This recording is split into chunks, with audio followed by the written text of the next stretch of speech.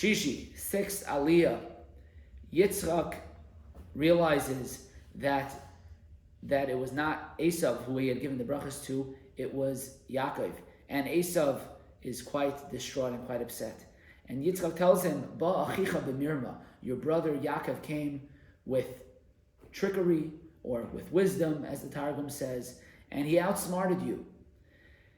The Sfarim HaKodeshim tell us that if you look at the brachas that Yitzchak gave, and later on, after Yaakov takes leave of Yitzchak, he again gives him brachas, it's very clear that Yitzchak meant to give the physical brachas of this world to Esav, and the spiritual brachas of Eretz Yisrael, and of the brachas of Avraham Avinu, all the ruchniistic brachas, that he wanted to give to Yaakov.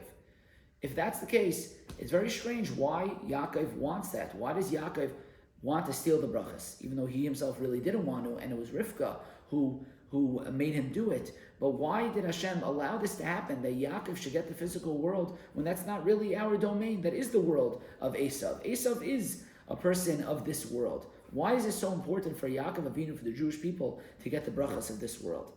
And the answer the Sfarim HaKodeshim tell us is because since the Chet of Adam Rishon, who was tricked by the Nachash, by the snake, by the Yetzer Hara, he was tricked, and all of the holiness in the world were lost, and there were sparks of holiness, Nitzotzei Kedusha, that are buried and lost throughout the world.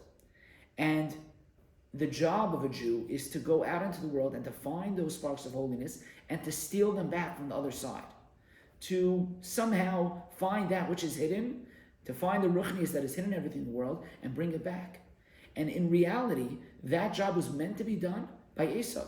Esav was supposed to be Yaakov Avinu's partner. He was supposed to be the one who was Ish Sadeh, a person who knows how to go out to the field. Yodei Tzayid, who knows how to search and be very sly and know all the tricks of the Nachash, but outsmart him. He was the one who was supposed to find all of the hidden Kedusha that's in the world.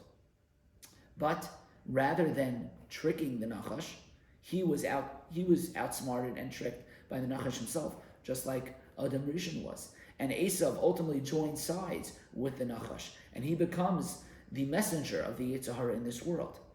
And so Yaakov has to take over his mission. And Yaakov now needs to be the one who goes out into the physical world and Dafka use trickery. This is why he had to trick Esav out of the brachas, because he has to now take over that mission.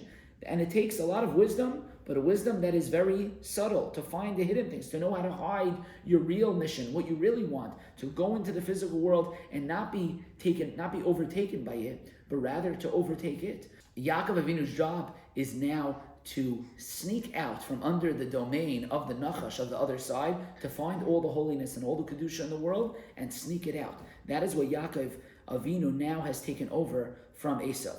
We too, the Jewish people till today, we are continuing this legacy of Yaakov Avinu. We walk around eating the same food that everyone else in the world is eating, pretty much.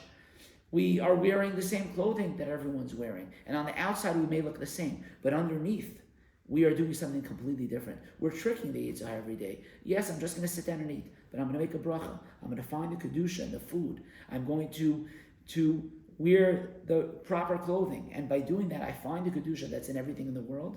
And then, like we read in the Haftarah, that the Pasuk says, Halei ach Yaakov le'esav, Yaakov and Esav are brothers. Meaning, on the outside, they may look exactly the same. But Hashem says, Ves Yaakov ahavti, Ves Esav senesi. Yet I love Yaakov, because underneath the surface, I understand that every Yid is looking for me in everything that they're doing in the physical world.